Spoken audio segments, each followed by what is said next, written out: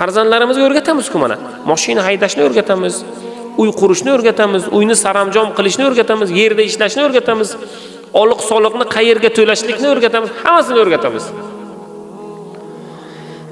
Farzandimiz ertaga ular kelajak mevalarimiz, lekin ularga ibodatini ham o'rgataylik. O'zimiz o'rgata olmasak, bir muallimga aytaylik uni. Chunki Alloh taolo ertaga qiyomatda otadan so'raydi, bobodan so'raydi, amakidan so'raydi. Ey bandam, senga bir jiyan berdim. Ne'mat o'laroq senga farzand berdim, senga bir nevara berdim.